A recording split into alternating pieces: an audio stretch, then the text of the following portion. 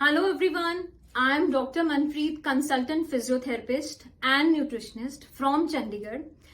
आज हम एक बहुत ही इंटरेस्टिंग टॉपिक डिस्कस करेंगे ओबेसिटी, जिसको हम नॉर्मल लैंग्वेज में, लेमन लैंग्वेज में कहते हैं मोटापा। और हम लोग इस चीज को बहुत लाइटली लेते हैं, पर मैं ये आप लोगों को बताना चाहूंगी कि ओबेसिटी एक ऐसा कॉम्प्लेक्स डिजीज है जो हमारी फिजिकल हेल्थ और मेंटल हेल्थ दोनों को ही अफेक्ट कर सकता है काफी लेवल तक। ओबेसिटी एक ऐसा डिजीज होता है जिसमें हमारे डिफरेंट पैरामीटर्स हैं वो अफेक्ट हो सकते हैं, और डिफरेंट सिस्टम्स हैं जो बॉडी के वो भी अफेक्ट हो सकते हैं। तो बॉडी में 3 तरह के फैट सेल्स होते हैं। एक होते हैं असेंशियल फैट सेल्स, जैसे बॉडी को बेसिक फंक्शनिंग के लिए, बनाने के लिए, करने के लिए, तो इनका एक बहुत इंपॉर्टेंट रोल होता है। सेकेंड होता है हमारा सबकुटेनियस फैट। सबकुटेनियस फैट पाया जाता है स्किन के अंदर, तो बॉडी में हमारे एनर्जी स्टोर होती है थ्रू दिस, और ये भी बहुत ज्यादा इंपॉर्टेंट होता है बॉडी की बेसिक फंक्शनिंग के लिए। और थर्ड होता है विसरल फैट। विसरल फैट ज्यादातर पाया जाता है जितने भी हमारे एब्डोमिनल ऑर्गन्स हैं उनके आसपास। मैं थोड़ा सा ये बताऊंगी कि जैसे मेरे क्लिनिक में भी बहुत लोग आते हैं, पेशेंट्स आते हैं, तो उनको यही नहीं पता होता है कि हम ओबीज हैं या हमारे में मोटापा है नहीं है। हम किस तरह से कैलकुलेट करें ओबेसिटी को। इसका एक बहुत सिंपल सा फॉर्मूला है जिसको हम कहते हैं BMI। BMI means body mass index. इसको फॉर्मूले को हम कैलकुलेट करते हैं weight in KGs divided by height in metre square.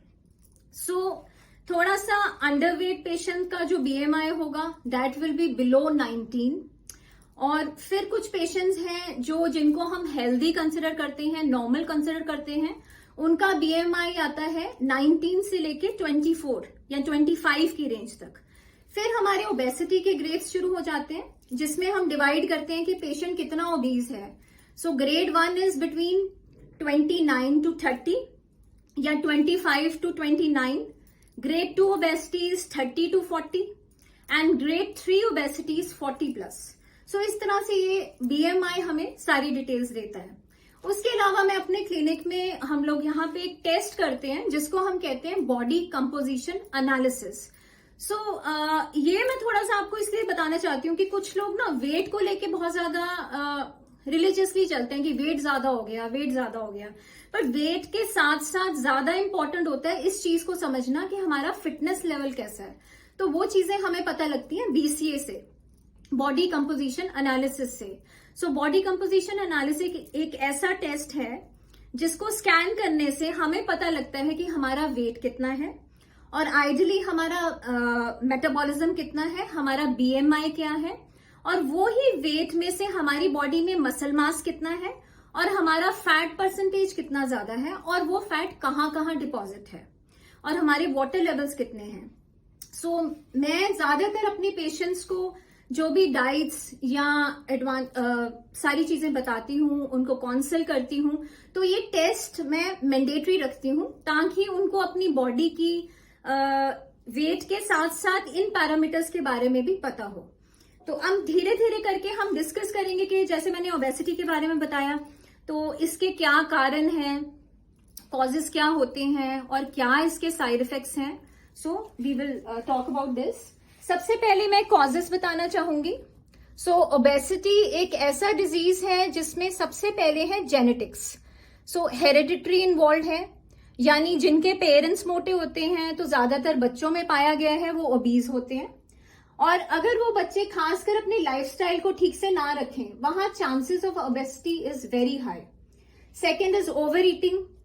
बहुत ज्यादा बाहर का खाना खाने से या बिना कैलकुलेट करके खाना खाने से, अनहेल्दी ईटिंग हैबिट्स होने से वेट के इश्यूज बहुत ज्यादा आते हैं। हार्मोन्स, अब जैसे कुछ गर्ल्स में, फीमेल पेशेंट्स मेरे पास आते हैं तो PCOD की प्रॉब्लम, हार्मोनल इश्यूज, वो बहुत कॉमन है आजकल, उससे भी कई बार पेशेंट का वेट ज्यादा होता है। मेडिकेशंस, कुछ हमारी हेल्थ इश्यूज ऐसे हैं जैसे एपिलेप्सी है, डिप्रेशन की मेडिसिन हैं, एंजाइटी पिल्स हैं, तो कुछ दवाइयां इनडायरेक्टली हमारे बेसल मेटाबॉलिक रेट, मेटाबॉलिज्म को स्लो कर देती हैं, तो इन मेडिसिन से भी कई बार वेट बढ़ता है। स्मोकिंग है, देन इनसफिशिएंट स्लीप यानी नींद कम आना भी एक ओबेसिटी का बहुत बड़ा कारण है, क्योंकि जब हम प्रॉपर स्लीप नहीं रहते तो उससे क्या होगा कि हमारे जो भी स्ट्रेस लेवल्स हैं वो थोड़े से हाई होंगे, मेटाबॉलिज्म हमारा अफेक्ट होगा, स्लो हो जाएगा, और जितनी भी कैपेसिटी है काम करने की या डाइजेशन की वो भी इनडायरेक्टली अफेक्ट होगी। So insufficient sleep also leads to hormonal imbalance. फिर स्वीटेंड ड्रिंक्स, ज्यादा मीठी चीजें खाना पीना, और एक सेडेंटरी लाइफस्टाइल, वो हम सब लोग जानते हैं। अब इसके क्या कॉम्प्लिकेशंस हैं ओबेसिटी की? देखिए, मोटी मोटी सी चीजें हैं। ओबेसिटी जो है वो सबसे पहले क्रिएट करती है स्लीप एपनिया, यानी आपने देखा होगा जो मोटे लोग होते हैं उनमें रेस्पिरेटरी सिस्टम कई बार अफेक्ट होता है, because area around the neck area, उसमें क्या है कि फैट सेल्स डिपॉजिट हो जाते हैं, जिसके कारण उनको प्रॉपर ब्रीदिंग करने में प्रॉब्लम आती है, स्पेशली ड्यूरिंग स्लीप। सो इस चीज को कहते हैं स्लीपिंग एपनिया। तो ज्यादातर ये मोटे लोगों में पाया गया है। Then type 2 diabetes, insulin resistance हो जाती है, यानी इंसुलिन एक हार्मोन होता है हमारी बॉडी में जो हमारे वेट को और शुगर लेवल को मेंटेन करता है, वो रेजिस्टेंस होगा, इंसुलिन रेजिस्टेंस। तो टाइप 2 डायबिटीज ज्यादातर ओबीस लोगों में होती है। हार्ट डिजीजेस, अब ओबीस लोगों में ज्यादातर हाई ब्लड प्रेशर की प्रॉब्लम है, हार्ट डिजीजेस की प्रॉब्लम है, क्योंकि हार्ट को पंप करने के लिए उसको ज्यादा एफर्ट्स करने पड़ते हैं ब्लड सप्लाई के लिए।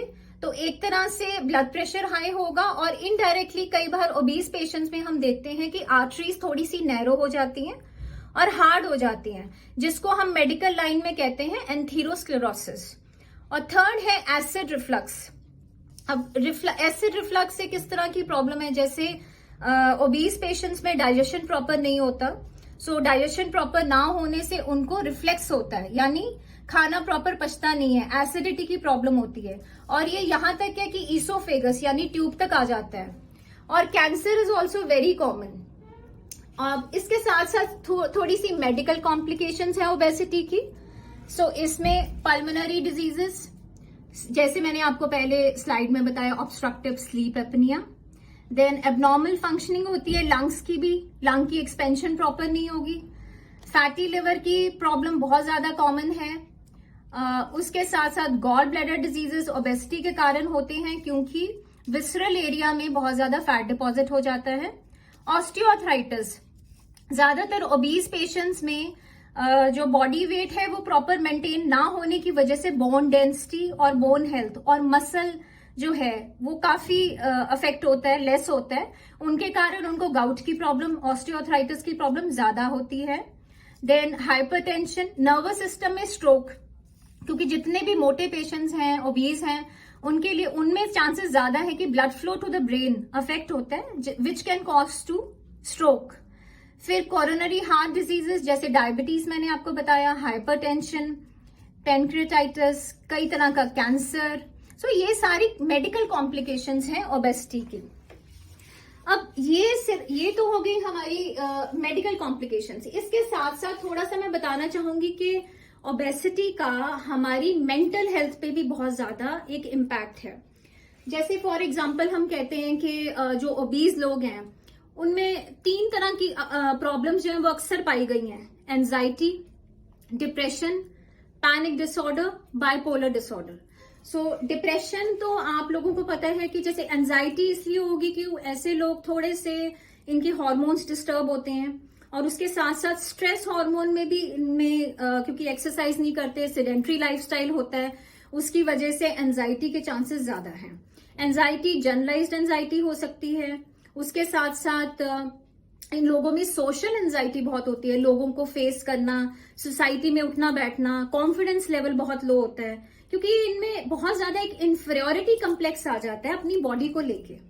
और इसके साथ साथ एक और डिसऑर्डर है जिसको बिंज ईटिंग डिसऑर्डर कहते हैं। सो ये भी मेंटल हेल्थ डिस्टर्ब होने की वजह से है, जो ओबीस पेशेंट्स में होता है। उसके साथ साथ डिप्रेशन। अब ऐसे लोगों की ज्यादा सोशल एक्टिविटीज में क्योंकि इंडल्ज नहीं होते और अपने तक ही सीमित रहते हैं, एक्टिव नहीं रहते, तो उससे इनके धीरे धीरे लाइफ में जो इंटरेस्ट हैं, यानी except for food and sleep, जो जितनी भी एक्टिविटीज हैं वो अफेक्ट होनी शुरू हो जाती है। So due to lack of interest it causes depression. Third है बाइपोलर डिसऑर्डर। बाइपोलर डिसऑर्डर एक ऐसी बीमारी है जिसमें पेशेंट बहुत ज्यादा पैनिक हो जाता है और या तो वो एक बहुत ही एलिवेटेड मूड में रहेगा या बिल्कुल ही इरिटेबल मूड में रहेगा, जिसमें एक बैलेंस नहीं हो पाता। सो वो भी ज्यादातर देखा गया है कि ओबीज पेशेंट्स में ही ज्यादा होता है। उसके साथ साथ ओबेसिटी जो है, इन्फ्लामेशन, डिप्रेशन साइकिल, ये कैसे कनेक्टेड है? Obesity causes inflammation, pain and fatigue, उससे लॉस ऑफ इंटरेस्ट होगा, डिप्रेशन होगा, इनएक्टिविटी होगी, डाइट चेंजेस होंगी। सो बेसिकली घूम फिर के मैं ये कहना चाहूंगी कि हमारे एक न्यूरोट्रांसमीटर होता है जिसको हम कहते हैं सेरोटोनिन।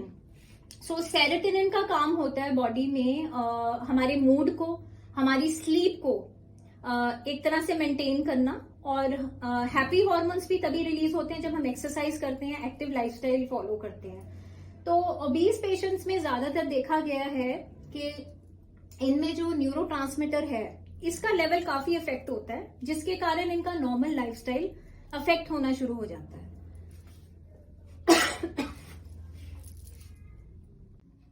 सो जैसे आज हम लोगों ने डिस्कस किया ओबेसिटी के बारे में और इसकी हमारी बॉडी पे, मेंटल लेवल पे और फिजियोलॉजिकल लेवल पे क्या इम्पैक्ट आता है, क्या क्या कारण है इसके और क्या कॉन्सिक्वेंसेज है, मैंने आपको ब्रीफ किया। तो लास्ट में मैं आपको कुछ टिप्स देना चाहती हूँ ओबेसिटी को कंट्रोल करने के लिए। नंबर 1, आप लोग अपना लाइफस्टाइल हेल्दी रखें। उसमें ये है कि आप माइंडफुली खाना खाएं, हेल्दी खाना खाएं, और उसमें थोड़ा सा एक चेक सिस्टम रखें कि जितनी आप कैलोरीज बर्न कर रहे हैं उससे ज्यादा कैलोरी इनटेक आपका नहीं होना चाहिए। नंबर 2, स्ट्रेस को रिलीज करने की कोशिश करें, क्योंकि स्ट्रेस एक ऐसा फैक्टर है जिसके कारण नॉर्मली पेशेंट्स कहते हैं कि हम बहुत ज्यादा स्ट्रेस में खा लेते हैं, which is called binge eating disorder. तो माइंडफुली खाएं, हमेशा स्ट्रेस फ्री रहें, हेल्दी लाइफस्टाइल रखें, और उसके साथ साथ 3 आवर्स अ वीक, हमने बहुत ज्यादा एक्सरसाइज नहीं करनी, सिर्फ अगर आप 3 घंटे निकाल सकते हैं एक्सरसाइज के लिए इन अ वीक, वो हमारी एक बॉडी को मेंटल और फिजिकल लेवल पे ठीक रखने के लिए सफिशिएंट है। और हमारा जो स्लीपिंग पैटर्न है वो भी बहुत ज्यादा हेल्दी होना चाहिए। जैसे आजकल के टाइम में ये है कि हम बहुत ज्यादा हाइपर माइंड के हैं, इस तरह से इलेक्ट्रॉनिक गैजेट्स को लेट तक यूज करते हैं, तो हमारी स्लीप डिस्टर्ब नहीं होनी चाहिए। तो कोशिश करें 7 आवर्स की, 6 to 7 आवर्स की जो प्रॉपर स्लीप है वो आप जरूर रखें, क्योंकि ओबेसिटी भी एक कारण है ड्यू टू स्लीपिंग डिसऑर्डर। सो ये सारी चीजें थी जो मैं आपके साथ शेयर करना चाहती थी। और आप मेरे चैनल को सब्सक्राइब कीजिए, मेरे चैनल को लाइक कीजिए। इसके रिगार्डिंग आपकी कोई भी क्वायरीज हैं तो प्लीज मुझे मैसेज करें, मुझे कॉल करें, या वहां पे आप अपने कमेंट्स छोड़ सकते हैं। Thank you so much.